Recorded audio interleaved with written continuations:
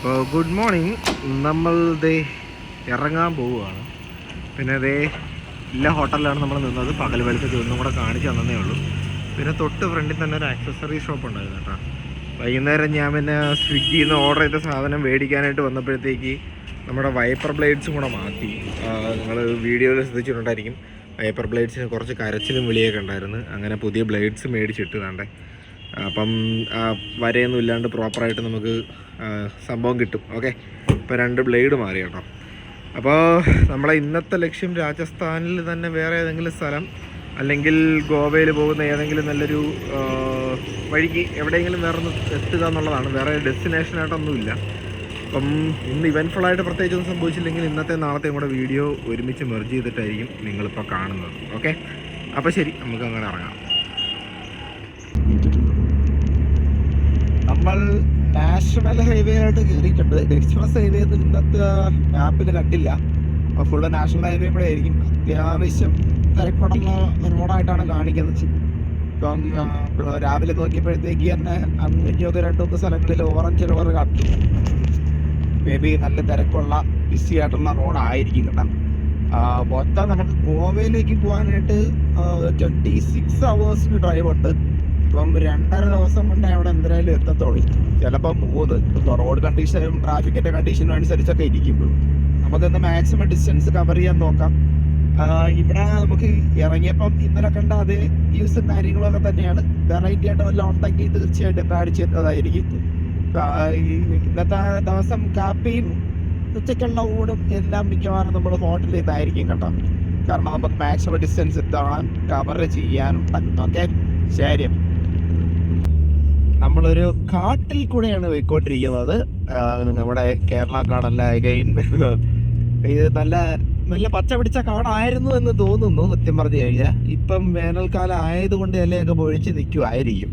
ഇപ്പം ചെറിയ അങ്ങൂഞ്ഞൊക്കെ ഇലയുള്ള മരങ്ങളും അങ്ങൂഞ്ഞൊക്കെ ഇലയില്ലാത്ത മരങ്ങളും ഒക്കെ നിൽക്കുകയാണ്. പിന്നെ വീതി ഇതിൽ കുറവാണ്. നമ്മൾ സാധാരണ ഇത് കുറച്ച് മുന്നേയൊക്കെ പോയപ്പോഴത്തേക്ക് നമ്മളെല്ലാം നല്ല വീതിയുള്ള കാനന പാതയിലൂടെയായിരുന്നു പോയിരുന്നത്. ഇപ്പം വീതി തീരെ കുറവാണ്.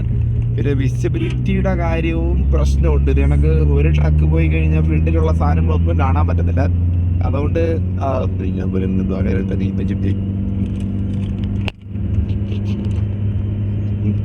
അതുകൊണ്ട് തന്നെ നമുക്ക് ഇത്തിരി സ്ലോ ആയിട്ട് ഇവിടെ പോകാൻ പറ്റുള്ളൂ എന്നാണ് തോന്നുന്നത് കേട്ടോ.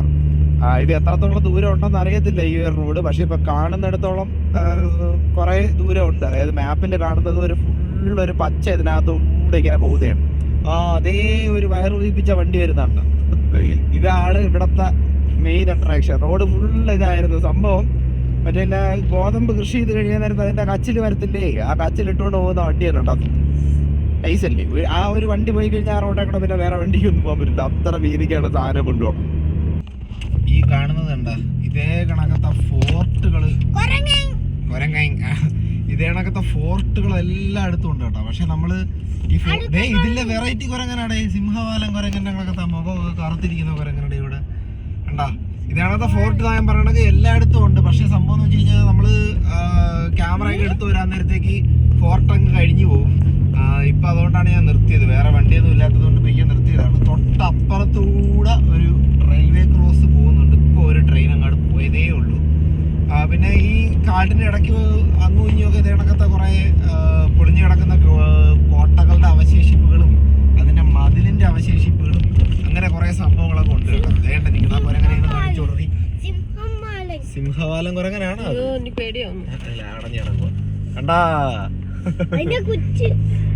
അടിപൊളി കുരങ്ങന്മാരല്ലേ. പേടിക്കണ്ട, വിൻഡോയും ഡോറും എല്ലാം അടഞ്ഞു കിടക്കുകയാണ്. പിന്നെ ഇവിടെ ആവശ്യം പോലെ പശുവും കാളയുണ്ട്, എല്ലായിടത്തും ഉള്ളത് പോലെ തന്നെ കേട്ടോ. ഇവിടെ ഒരു 3-4 കിലോമീറ്ററായി ഇതേ കണക്ക് ഇച്ചിരി റോഡ് പൊളിഞ്ഞു കിടക്കുക കേട്ടോ. പൊളിഞ്ഞു കിടക്കുകയല്ല, ഇത് റീടാറിങ്ങിന് വേണ്ടിയിട്ട് പൊളിച്ചിട്ടിരിക്കുവാണെന്ന് തോന്നുന്നു. അത്യാവശ്യം നല്ല കുലുക്കമുണ്ട്. പിന്നെ ഇവിടെ നോക്കാൻ നേരത്തെ ഒരു ഫാക്ടറി കാണുന്നു. എന്തതിൻ്റെ ഫാക്ടറി ആണെന്നൊന്നും ഒരു പിടുത്തമില്ല. ഒരു റിഫൈനറിയിലൊക്കെ തോന്നുന്നുണ്ട് കാണാൻ നേരത്തെ. റിഫൈനറി ആണോ, പോപ്പടലും കാര്യങ്ങളും ഒക്കെ കാണുന്നുണ്ട്. ഇതിൻ്റെ ബോർഡ് എവിടെയെങ്കിലും അവിടെ എന്തെങ്കിലും ബോർഡ് ഉണ്ടല്ലോ, അതുകൊണ്ടാണ് ഹിന്ദിയിലാണ്. അത് എന്തായാലും ഒരു ഫാക്ടറിയാണ്. ഇത് കണ്ടിട്ട് എന്തൊരു സിമെന്റ് ഫാക്ടറി ആണൊക്കെ തോന്നുന്നുണ്ടോ?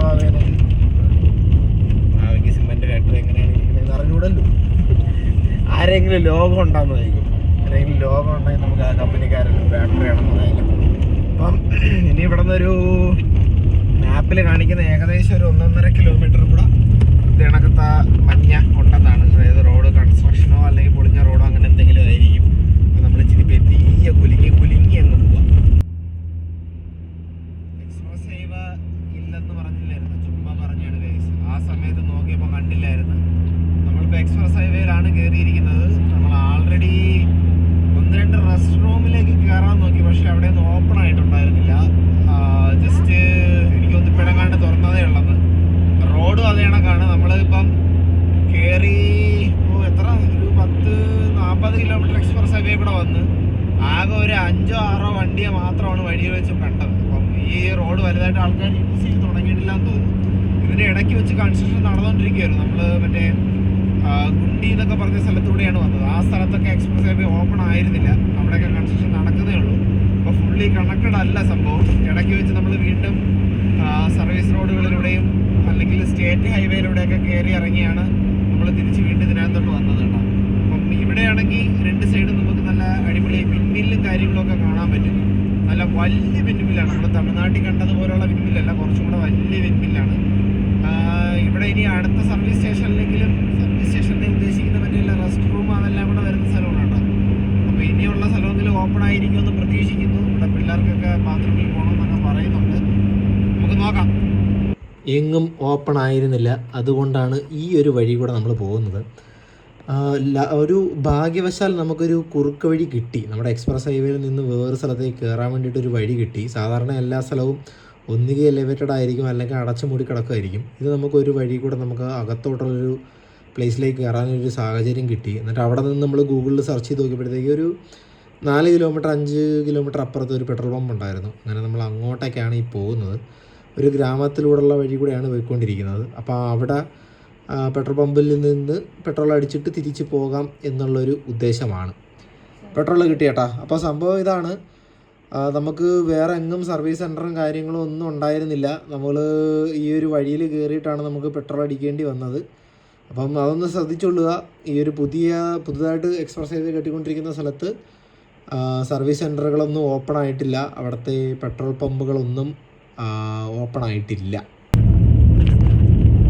ഒരു കാര്യം കൂടെ ആഡ് ചെയ്യാനുള്ളതെന്ന് വെച്ച് കഴിഞ്ഞാൽ, ഇപ്പം സർവീസ് സ്റ്റേഷനൊന്നും ഓപ്പൺ ആയിട്ടില്ലെങ്കിൽ ഈ ഹൈവേ അതോറിറ്റി എന്തെങ്കിലും ഒരു സൈൻ വെക്കുന്നത് നന്നായിരിക്കും. കാരണം എക്സ്പ്രസ് ഹൈവേയിൽ കയറി കഴിഞ്ഞ് കഴിഞ്ഞാൽ അടുത്ത പെട്രോൾ പമ്പ് ഇത്ര കിലോമീറ്റർ കഴിഞ്ഞിട്ടേ ഉള്ളൂ എന്നുള്ള രീതിയിൽ എന്തെങ്കിലും സൈൻ വെച്ചിരുന്നെങ്കിൽ കയറുന്നവർക്ക് ഉപകാരമായിരുന്നു.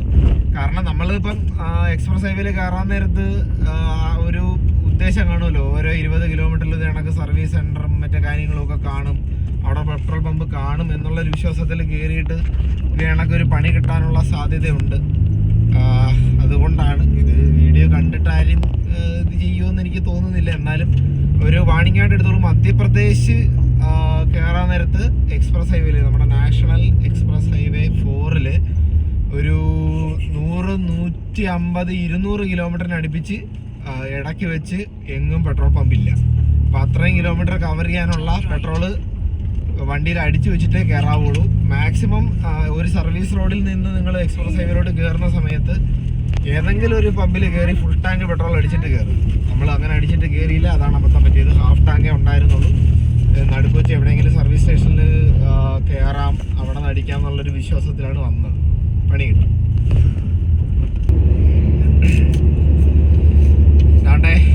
ഇതാണ് നമ്മൾ കയറി വന്ന വഴി കേട്ടോ. ഞാൻ ജസ്റ്റ് ദൂരേന്ന് വന്നപ്പോഴത്തേക്ക് ഇതിനകത്തോട്ടൊരു സൈക്കിളുകാരൻ കയറി പോകുന്നുണ്ട്. അതുകൊണ്ടാണ് ഇങ്ങോട്ട് വഴി ഉണ്ടെന്ന് മനസ്സിലായത്. പിന്നെ ഞാൻ അവിടെ നിർത്തി നോക്കിയപ്പോഴത്തേക്ക് കാറിന് കയറി പോകാനുള്ളൊരു ഗ്യാപ്പ് ഉണ്ട് അവിടെ. അവിടെ ഇപ്പോൾ ഒരു ബൈക്കുകാരൻ അങ്ങോട്ട് ഇറങ്ങി പോകുന്നുണ്ടോ. എന്തായാലും കാര്യമായി. ഇതും കൂടെ ഇവിടെ ഇല്ലായിരുന്നെങ്കിൽ വഴിയിൽ എവിടെയെങ്കിലും കിടന്നിട്ട് മിക്കവാറും ആരെയെങ്കിലും ബ്ലാക്കിന് മേടിക്കേണ്ടി വന്നത് പെട്രോള്. ഇച്ചിരി ഓഫ് റോഡിങ് ഒക്കെ ചെയ്യണം.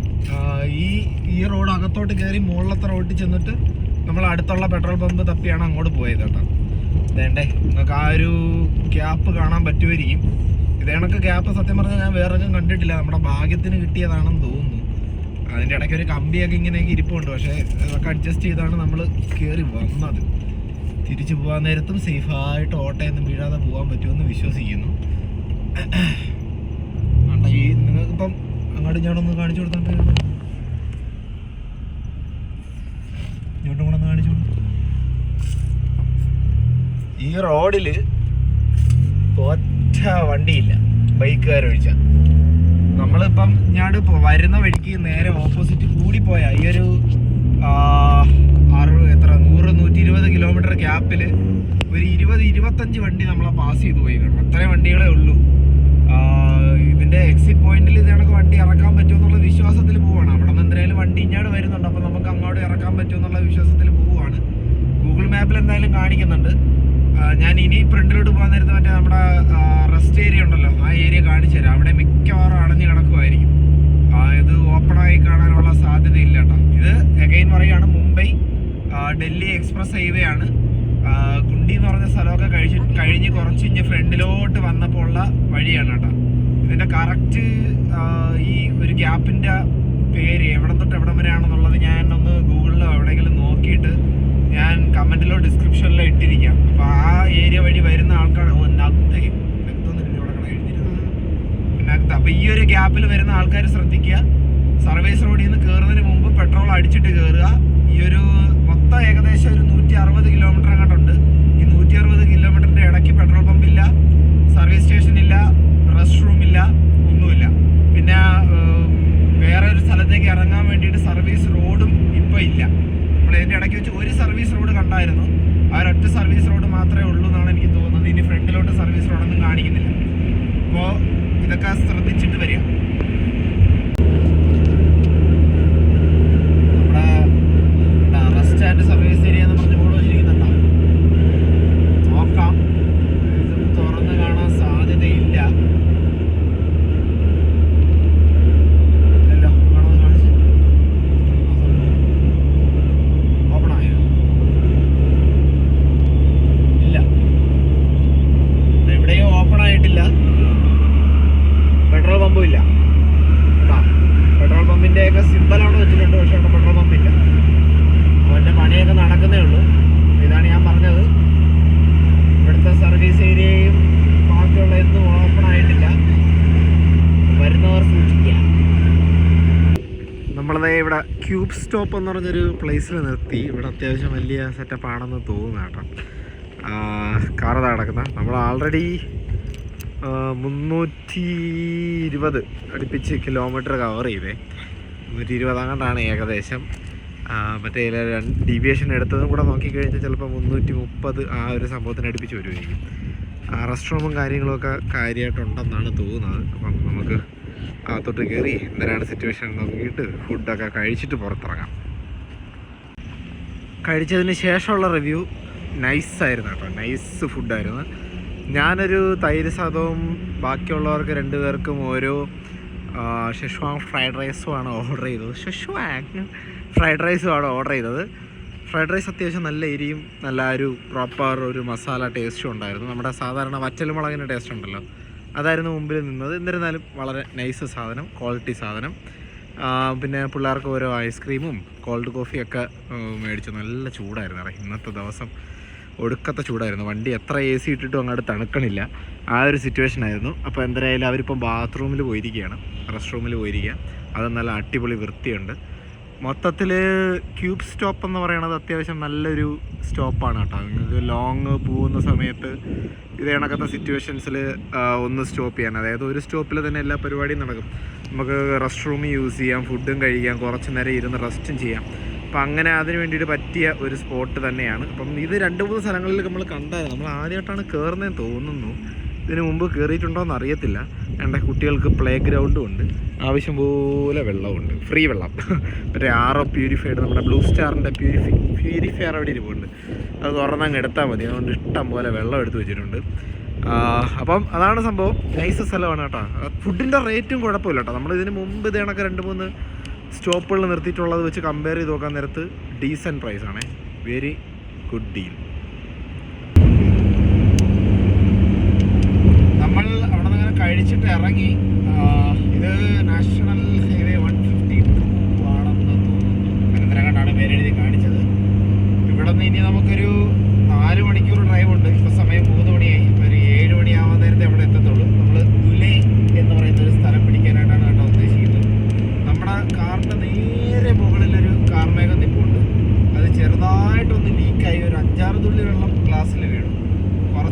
ആയിരുന്നു പെയ്തിരുന്നെങ്കിൽ നമുക്ക് വേണമെങ്കിൽ പറയാം നമ്മൾ രാജസ്ഥാനിൽ പോയി രാജസ്ഥാനിൽ വരെ മഴ പെയ്യിച്ചെന്ന്. പക്ഷേ ഇത് മധ്യപ്രദേശായി ഇവിടെ. മധ്യപ്രദേശിൽ കയറിയിട്ട് കുറച്ച് നേരമായി.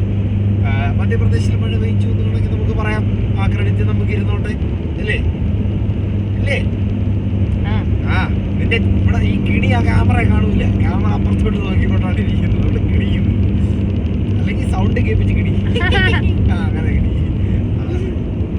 ഓക്കെ, അപ്പം നമുക്ക് വിട്ടു പോവാം. നമുക്ക് ഇന്ന് സ്റ്റോപ്പൊന്നും എടുക്കാതെ പോയി കഴിഞ്ഞാൽ ഇന്ന് ദുലെ, നാളെ നമുക്ക് സോനാപൂർ അങ്ങനെ ഒരു സ്ഥലം, അത് കഴിഞ്ഞിട്ട് പോവാം. 3 ദിവസം 4 ദിവസം നമുക്ക് ഗോവയിലാണ്. Okay, let's go.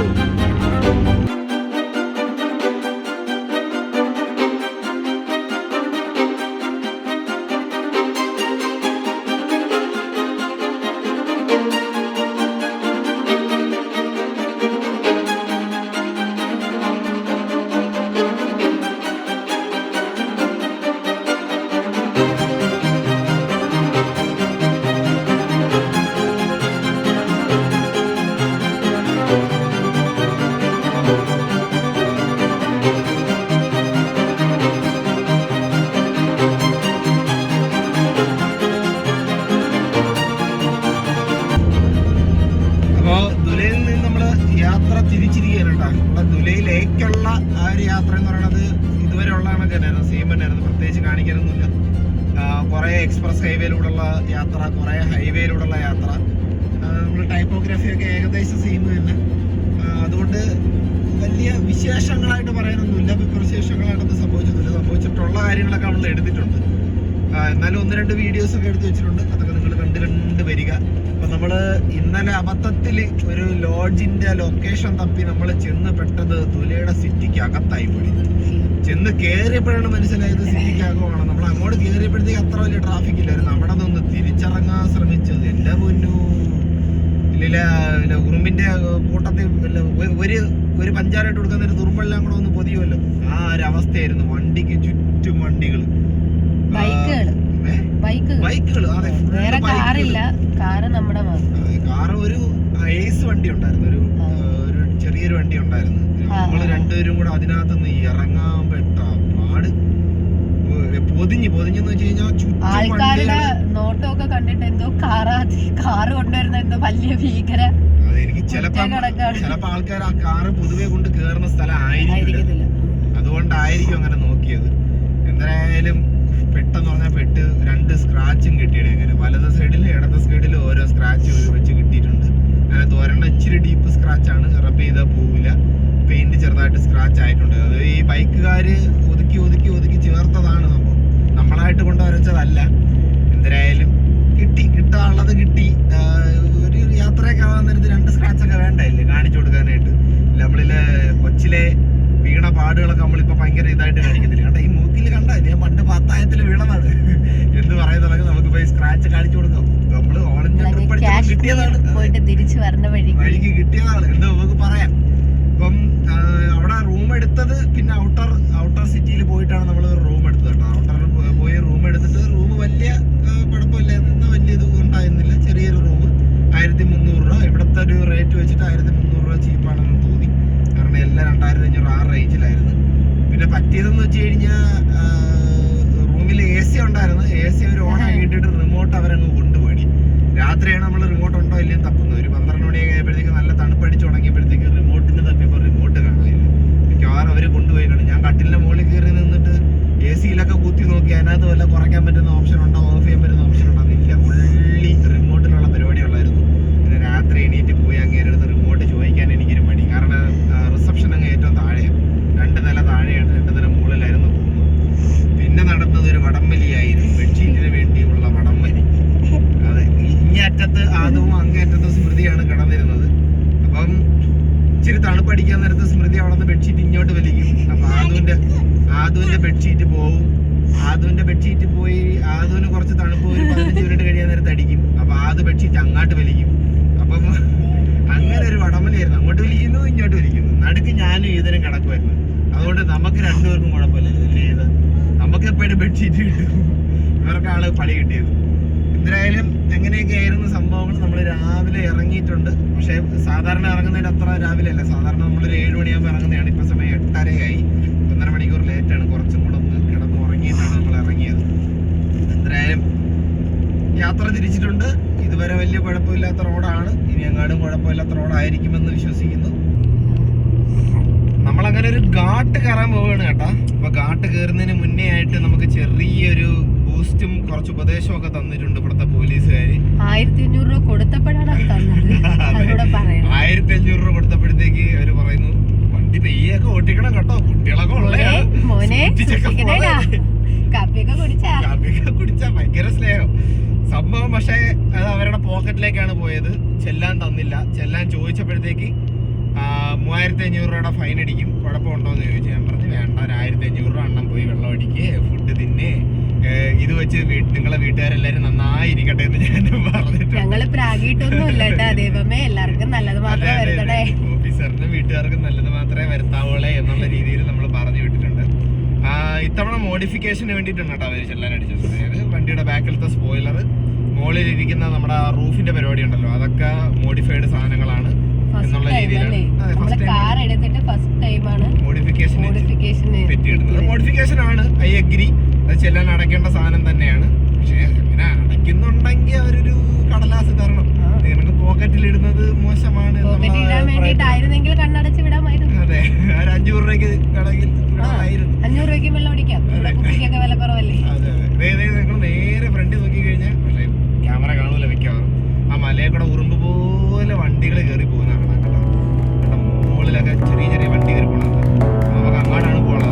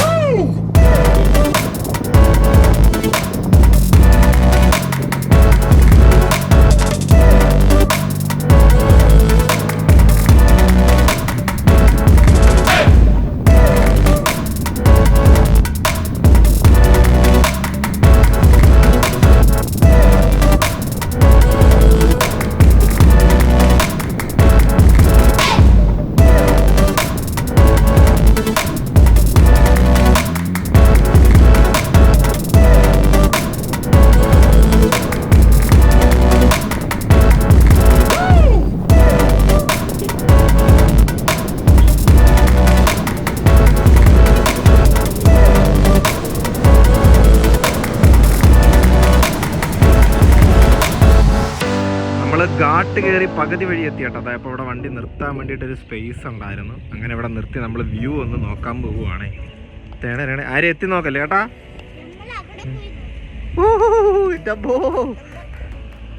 അവിടെ ഒരു ലോറി കിടക്കുള്ളൂ. ദേ താഴെ ഒരു ലോറി കിടപ്പോട്ട്. ക്യാമറയിൽ എത്രത്തോളം വിസിബിൾ ആണെന്ന് അറിയത്തില്ല. ഈ ഒരു ആഴം നല്ല ആഴം ഉണ്ട് കേട്ടാ. എത്തി നോക്കാലെന്ന് പറഞ്ഞ് ലീതഞ്ഞ് വാ എൻ്റെ കൂടെ നില്ല്. വരുന്ന വഴിക്ക് സിംഹവാലം കുരങ്ങനൊക്കെ ഉണ്ടായിരുന്നു. ഇതാണ് ഇവിടുത്തെ വ്യൂ. ഇത് ഈ ഘാട്ടിൻ്റെ ഇപ്പുറത്തെ സൈഡ് എത്തി കേട്ടോ. ഈ ഒരു മലയുടെ ആ സൈഡ് നിങ്ങൾക്ക് ഇപ്പോഴും ചെറുതായിട്ട് കാണാൻ പറ്റും ഒരു റിഫ്ലക്ഷൻ. അവിടെ ഫുള്ള് സോളാർ പാനലും കാര്യങ്ങളൊക്കെ ആയിരുന്നു കേട്ടോ. അടിപൊളി. ഇതുമല്ല അവിടെ ഏതോ ഒരു പഴയ കോട്ടയുടെ ശേഷിപ്പുകളൊക്കെ കാണുന്നുണ്ട്. കൊള്ളാമല്ലേ? നൈസ്. നമ്മൾ ചെറിയൊരു ഡീവിയേഷൻ എടുക്കുകയാണ്. നമ്മൾ ഇങ്ങനെ വന്നപ്പോൾ നോക്കിയപ്പോഴേ അടവാണ്. കഴിഞ്ഞ ശകലം തിരിച്ചു വന്നാൽ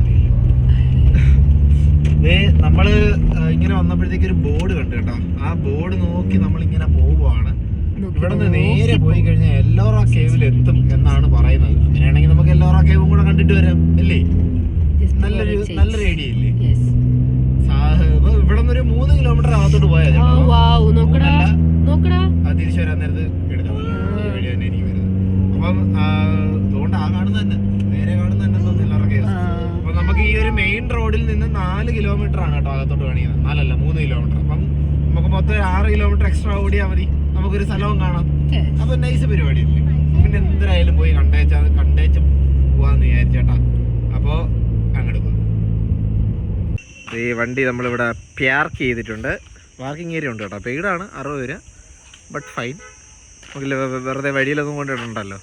അപ്പം ഇതേ മുകളിൽ കാണുന്നതാണ് എല്ലോറ കേവ്സ്. ഇവിടെ നിന്നൊരു 1 കിലോമീറ്ററോ 2 കിലോമീറ്റർ ആയിട്ട് നടക്കാണ്ടെന്നാണ് പറഞ്ഞത്. അപ്പോൾ ഈ നടക്കാം നമുക്ക്. എന്ത് കുന്തവും തോക്കും പിടിച്ചോണ്ടൊക്കെയാണ് നടക്കുന്നത്. നമ്മൾ ബ്രേക്ക്ഫാസ്റ്റ് ഉണ്ടാക്കി കഴിക്കാനുള്ള പരിപാടി നമ്മൾ ഡ്രോപ്പ് ചെയ്തു. മുകളിലോട്ട് കയറണമെങ്കിൽ എന്തായാലും ഇത്തിരി ആരോഗ്യം വേണം എന്നുള്ളത് കൊണ്ട് നമ്മൾ ഇത്തിരി നല്ല അടിപൊളി ഫുഡ് കഴിച്ചിട്ട് കയറാമെന്ന് വിചാരിച്ചു. ഇവിടെ ഇഡ്ഡലി സാമ്പാറുണ്ട്, ദോശയുണ്ട്. നല്ല ദോശ ഉണ്ടെന്നല്ല, എല്ലാം ഉണ്ട്. പറഞ്ഞിരിക്കുന്നത് ഇഡ്ഡലി സാമ്പാർ, ദോശ, പിന്നെ എന്തുവായിരുന്നു, ആലു പൊറോട്ട, പിന്നെ ആലു പൊറോട്ട. ഓക്കെ, പിന്നെ 2 ലിറ്ററിൻ്റെ ഒരു കുപ്പി വെള്ളം കൂടെ മേടിച്ച് വെച്ചിട്ടുണ്ട്. മുകളിലോട്ട് കയറാൻ നേരത്തെ ആവശ്യം വരും. അതെ, അമേരിക്കൻ അമ്മായി. ഇവിടെ ഇന്ത്യയിലെ അടിപൊളി ഒരു കൊടിയുണ്ട് കേട്ടോ. അതേ തൊട്ടടുത്ത് തന്നെയായിരുന്നു. ഞാൻ വിചാരിച്ചു ഒരുപാട് നടക്കേണ്ടി വരുമെന്ന്. ഇല്ല, പക്ഷെ ഉണ്ട്, ക്ലൈമ്പുണ്ട്. അതിൻ്റെ മുകളിലോട്ട് കയറാൻ ക്ലൈമ്പുണ്ട്. അതിൻ്റെ 2-3 സ്റ്റേജ് ഉണ്ടെന്നാണ് പറഞ്ഞത്. അതായത് ഇങ്ങനെ സെക്ഷനായിട്ടുണ്ട്. നമുക്ക് എത്ര കാണണമെന്ന് വെച്ചാൽ അതിനനുസരിച്ച് അത്രയും നടന്നാൽ മതി. പിന്നെ മറ്റേ എന്തോ ഒരു പെയിൻറ്റിങ്സും കാര്യങ്ങളും ഒക്കെ ഉണ്ട്. നമ്മുടെ എന്തൊരു പെയിൻറ്റിങ്സ് എന്ന് തന്നെ പറയുന്നത് അറിയാമോ? ഇസ്ത്ര പിടിച്ചിട്ടുള്ള എന്തൊരു ഒരു പെയിൻറ്റിങ് മറന്നുപോയി. അന്ന് എനിക്ക് തുമ്മലായിരുന്നു. അത് ഞാനല്ല കേട്ടോ, ബൈ ദ വേ. അല്ലേ? ശരി, അങ്ങനെ ഞാൻ കണ്ടോളാം. ശരി, അത് നമ്മള് മുമ്പോട്ട് നടക്കുവാണേ. അപ്പോൾ ഇതാണ് സംഭവം കേട്ടാ, പൊളി. പക്ഷെ ഞാൻ കുറച്ചും കൂടെ വലുതാണ് കേട്ടോ പ്രതീക്ഷിച്ചത്. പക്ഷെ കുറച്ചും കൂടെ അടുത്തോട്ട് പോകുന്നേരത്ത് കുറച്ചും കൂടെ വലുതായിട്ട് തോന്നും. എന്നാലും ഞാൻ കുറച്ചും കൂടെ വലുതാണ് പ്രതീക്ഷിച്ചത്. സംഭവം കൊള്ളാം, നല്ല ലുക്കുണ്ട്. അകത്തോട്ട് അങ്ങനത്തെ കേവ് അല്ല ഇത് ജസ്റ്റ് ഒന്ന്, ഇത് കാർവിങ്സ് ആണ് കൂടുതലും. ഇഷ്ടം പോലെ ഉണ്ട്. ഇത് ഇവിടെ നിന്ന് അങ്ങോട്ട് പോയി കഴിഞ്ഞാൽ അവിടെയും കുറേ കേവ്സ് ഉണ്ട്. എല്ലാം വേണമെങ്കിൽ കയറി കാണാൻ സമയമുണ്ടെങ്കിൽ നമുക്ക് മേജറായിട്ടുള്ള കുറച്ച് പരിപാടികൾ കണ്ടിട്ട് നമുക്ക് റിട്ടേൺ അടിക്കാം. ഈ മരം കൊള്ളാം കേട്ടോ. ആ ഒരു ടോട്ടൽ അറ്റ്മോസ്ഫിയറിന് നല്ല ഒരു എന്ത് പറയുന്നത്, ഒരു അതെ ഒരു ഫീൽ, ഒരു ബൂസ്റ്റ് കൊടുക്കുന്നുണ്ട് ആ ഒരു മരം ഉണങ്ങി നിൽക്കുന്നത്. അതിനകത്ത് ഇല ഉണ്ടായിരുന്നെങ്കിൽ ഇത്രയും ഫീല് കിട്ടത്തില്ലായിരുന്നു. കൊള്ളാം, നൈസ്.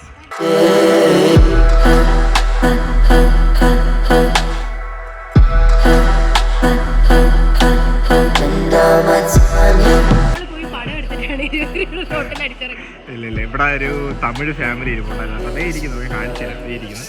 ആ അങ്കിളാണ് നമുക്ക്, അതെ അങ്കിളാണ് പറഞ്ഞത് ഇതാണ് സംഭവം, നമ്മുടെ 20 രൂപ നോട്ടിലിരിക്കുന്ന സംഭവം ഇതാണ്. കൊള്ളാല്ലേ?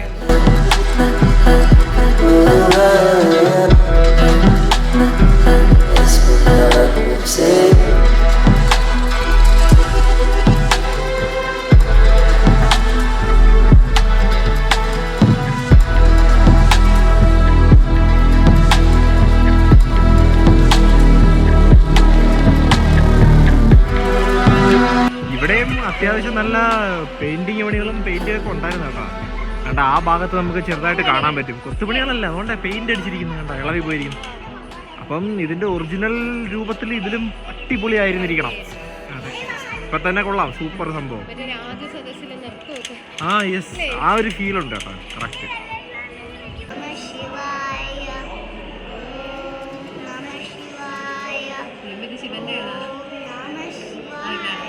ഇപ്പൊ ശിവൻ പ്രത്യക്ഷപ്പെട്ട ഇത് എന്തരായിരിക്കും ചോദിക്കുന്നതെന്ന് അറിയാവോ? 2 ഐസ്ക്രീം താഴെ ചോദിച്ചോണ്ട്.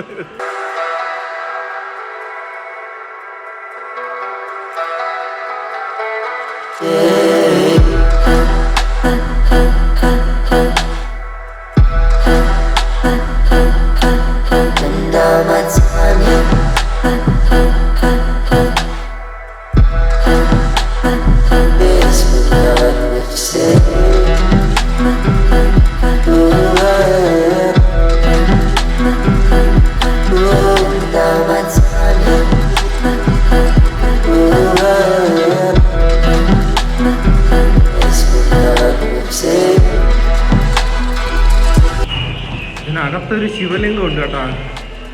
ഈ ശരിക്കും ക്ഷേത്രമാണെന്ന് തോന്നുന്നു. പണ്ടത്തെ ക്ഷേത്രം ആയിരുന്നായിരിക്കും. അതെ അതെ അതെ, പ്രോപ്പർ ശിവലിംഗം. ഈ എല്ലോറ കേവ്സിൽ ബുദ്ധിസ്റ്റും പിന്നെ നമ്മുടെ ജൈനും ഹിന്ദുസും എല്ലാവർക്കും ടെമ്പിൾ ഉണ്ടെന്നാണ് പറയുന്നത്. അതായത് എല്ലാവരും ഇതിനകത്ത് വന്ന് ടെമ്പിൾസ് വെച്ചിട്ടുണ്ട്. ഓരോരോ കേവിലും ഓരോരുത്തരുടെ ടെമ്പിൾ അങ്ങനെയുണ്ട്. പിന്നെ ഈ ഒരു ഏരിയ എന്ന് പറയുന്നത് പണ്ടത്തെ ഒരു മീറ്റല്ല നമ്മളെ സിൽക്ക് റോഡ് കണക്ക് ഫേമസ് ആയിട്ടുള്ള ഒരു വ്യാപാര ഒരു നെറ്റ്വർക്കിൻ്റെ മെയിൻ ഭാഗമായിട്ടുള്ള റോഡിൻ്റെ സെൻറ്റർ ഭാഗത്തായിട്ടായിരുന്നു. അപ്പം ഇവിടെ ഒരുപാട് ഈ വാണിജ്യ വ്യാപാര സംഭവങ്ങളൊക്കെ നടന്നിട്ടുമുണ്ട്. അപ്പോൾ അതിൻ്റെ ഒരു ഹബ്ബായിട്ടാണ് ഇതിരുന്നത് കേട്ടോ. അങ്ങനെ അതെ, ഒരു പ്രതീക്ഷയും ഇങ്ങനൊരു സംഭവം കാണാൻ പറ്റുമെന്ന് പ്രതീക്ഷിച്ചല്ല. വഴിയിൽ ബോർഡ് കണ്ടപ്പോൾ ചുമ്മാ വളഞ്ഞ് കയറിയതാണ്. അതുകൊണ്ട് നമ്മൾ ആ മെയിൻ കേവും മെയിൻ ടെമ്പിളും മാത്രമേ കണ്ടോളൂ. കാണാനാണെങ്കിൽ ഇഷ്ടം പോലെ ഉണ്ട്, ഏകദേശം 30 കേവോളം ഉണ്ട്. നമ്മൾ ജസ്റ്റ് അതിൻ്റെ മെയിൻ കേബിളും മെയിൻ ടെമ്പിളും മാത്രമേ കണ്ടോളൂ കേട്ടോ. ഓഹോ ചെറുക്കം ഇവിടെ വെടിവെച്ച് കിടക്കുവാണ്. ഇവിടെ ആവശ്യം പോലെ ആര്യവേപ്പും ആലും നിൽപ്പുണ്ട് കേട്ടോ. ഭയങ്കര എന്താ പറയുന്നത്, ഒരു പീസ്ഫുള്ളായിട്ട് അകത്ത് കയറിയിരിക്കും. പക്ഷേ അതെ കയറിയിരിക്കാനുള്ള സമയം നമുക്കില്ലാത്തത് കൊണ്ട് നമ്മൾ പോവുകയാണ്. ഈ പോകുന്ന വഴിക്ക് തന്നെ എവിടെയെങ്കിലും വണ്ടി നിർത്തിയിട്ട് നമുക്ക് പാചകവും ചെയ്തിട്ട് ഉച്ചക്കാലത്തേക്കുള്ള ഫുഡും കഴിച്ചിട്ട് പോകാം. നല്ല ഭയങ്കര ചൂട്. നമ്മളങ്ങനെ ഒരു മരത്തണലിൽ കൊണ്ട് വണ്ടി നിർത്തിയിട്ടുണ്ട്. ഇതിൻ്റെ ഇടയ്ക്ക് വെച്ച് വണ്ടി ഒന്ന് ഓവർ ഹീറ്റ് ആയിരുന്നു കേട്ടോ. ഞാൻ നോക്കിയപ്പോഴത്തേക്ക് കൂളൻ്റ് ഫുള്ള് തീർന്ന് കിടക്കുന്നു. നമ്മൾ 2 ദിവസം മുന്നേ കൂളൻ്റ് ചെക്ക് ചെയ്തതാണ്. അപ്പോൾ അതിന് ശേഷം എന്തുകൊണ്ടാണ് അത് ഇത്ര പെട്ടെന്ന് വെള്ളം അങ്ങ് ഡൗൺ ആയത്? എന്തായാലും വണ്ടി ഇവിടെ കിടക്കുകയാണ്. നമ്മൾ പാചകത്തിനുള്ള പരിപാടികൾ ചെയ്യാൻ പോകുന്നത്. ബൈ ദ വൈ, നമ്മൾ കൂളൻ്റ് തീർന്ന ആ സ്ഥലത്ത് നിർത്തിയപ്പോഴത്തേക്ക് ഒരു സ്ഥലത്താണ്, ഒരു ടയർ കടയുടെ മുമ്പിലാണ് കൊണ്ട് നിർത്തിയത് കേട്ടോ. അപ്പോൾ അവിടുത്തെ പുള്ളിക്കാരൻ വർക്ക്ഷോപ്പല്ല, കരുതി കൊണ്ട് നിർത്തിയതാണ്. കാരണം മറ്റേ വാട്ടർ സർവീസിൻ്റെ സാധനങ്ങളും കാര്യങ്ങളൊക്കെ ഫ്രണ്ട് ഇരിപ്പുണ്ടായിരുന്നു. എന്തായാലും അവിടെ കൊണ്ട് നിർത്തി അവർ ഭയങ്കരമായിട്ട് ഹെൽപ്പ് ചെയ്തു. നമുക്ക് സ്ഥിരമുള്ളൊരു സ്റ്റോറിയാണ് അല്ലേ ഇത്. എവിടെ കൊണ്ട് നിർത്തിയാലും ആൾക്കാർ നല്ല കട്ട സപ്പോർട്ടാണ്. ഇപ്പോൾ അവിടെ നിന്ന് പോയി വെള്ളം എടുത്തുകൊണ്ട് വരാനും എല്ലാത്തിനും അവിടുത്തെ ആൾക്കാരാണ് ഭയങ്കരമായിട്ട് സപ്പോർട്ട് ചെയ്തത്. അപ്പോൾ എന്നിട്ട് എവിടെ നിന്നാ പുള്ളിക്കാരൻ മറ്റുള്ള ക്യാനിൽ വെള്ളം കിട്ടുമല്ലോ, ക്യാനിലെ വെള്ളം എടുത്തുകൊണ്ട് വന്ന് നമ്മൾ ഫ്രണ്ടിൽ വെള്ളം നിറച്ച് ഒരു അരമണിക്കൂർ അവിടെ നിർത്തിയിട്ടിരുന്ന് എന്നിട്ടാണ് കഴിഞ്ഞ് ഫ്രണ്ടിലോട്ട് വന്നത്. അപ്പോൾ നമ്മളിവിടെ നിന്ന് ചെറുതായിട്ട് പാചകമൊക്കെ ചെയ്തിട്ട് ഫുഡൊക്കെ കഴിച്ചിട്ട് പോകാനുള്ള പരിപാടിയാണ്.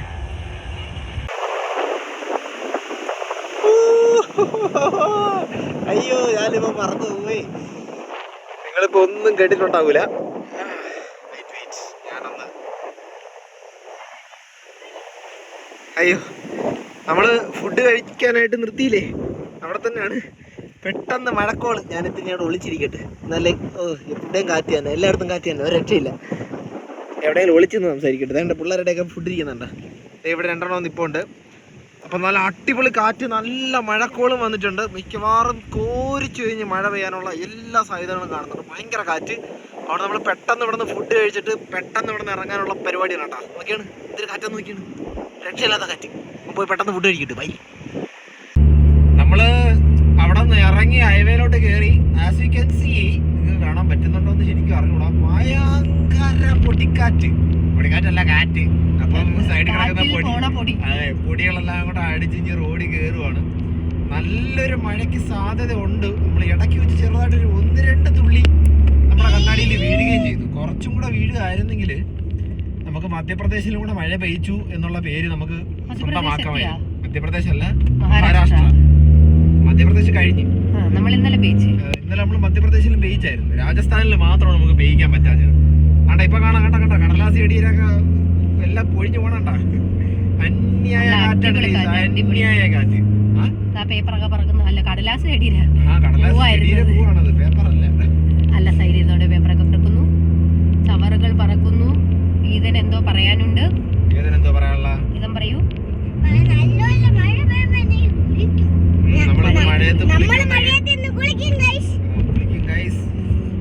നാട്ടിൽ കിട്ടാത്ത മഴ ഞങ്ങൾ പേടിക്കണ്ട, നമ്മൾ കൊണ്ടുവരുന്നുണ്ട്. ഇവിടെ നിന്ന് കുറച്ച് മഴ അങ്ങോട്ട് കൊണ്ടുവരുന്നുണ്ട്. ആരും പേടിക്കണ്ട. ഞങ്ങൾ മധ്യപ്രദേശ്, മഹാരാഷ്ട്ര, പഞ്ചാബ് മുതൽ തുടങ്ങിയില്ലേ, പഞ്ചാബ്, മധ്യപ്രദേശ്, മഹാരാഷ്ട്ര, ഇങ്ങനെ ഞങ്ങൾ വരും വഴിക്ക് കൊണ്ടുവന്നോണ്ടിരിക്കുകയാണ്. അടുത്ത ആഴ്ച തന്നെ ശരിയാ, കാശ്മീർ ബീച്ച് അവസാനം അത് സംഭവിച്ചു. അതെ, നമ്മളങ്ങനെ വേറെ സംഭവം അറിയാമോ? നമ്മളിപ്പം എന്തായിരുന്നു പറഞ്ഞ് പാട്ട് സെർച്ച് ചെയ്തത്? ഒന്നും സെർച്ച് ചെയ്തില്ല, ഒന്നും ഇട്ടില്ല. പിന്നെ വെറുതെ നോക്കിയപ്പോ അവിടെ ലിസ്റ്റ് വന്ന് അതങ്ങൾ ചെയ്തു. ആദ്യത്തെ പാട്ട് എന്തുവായിരുന്നു? മഴയുടെ പാട്ട്. ഏത് പാട്ടായിരുന്നു ആദ്യത്തെ പാട്ട്? മഴ എന്ന് പറഞ്ഞ പടത്തിലെ പാട്ടായിരുന്നു. ഏത് പാട്ടായിരുന്നു? ജൂണിലെ നിലാമഴയിൽ. ആദ്യത്തെ പാട്ട് ജൂണിലെ നിലാമഴയിൽ. രണ്ടാമത്തെ പാട്ട് ഒരു മഴ പക്ഷി പാടുന്നു. ഫുള്ള് മഴയും മഴയായിട്ട് കണക്ട് ചെയ്തിട്ടുള്ള പാട്ടുകളായിരുന്നു വന്നത് മൊത്തം. അവസാനം മഴയും അങ്ങനെ എന്തായാലും നമ്മളിവിടെ ചെറുതായിട്ട് ചാർച്ചിട്ടുണ്ട് മഴ. വലുതായിട്ട് പെയ്യണോ വേണ്ടേന്ന് ആകാശം ആലോചിച്ചുകൊണ്ടിരിക്കുകയാണ്. എന്തായാലും ഞങ്ങൾ പറഞ്ഞിട്ടുണ്ട്, പുള്ളിയുടെ തീരുമാനം കണക്കിരിക്കും ബാക്കി. അടിപൊളി മിന്നലും അടിക്കുന്നുണ്ട്.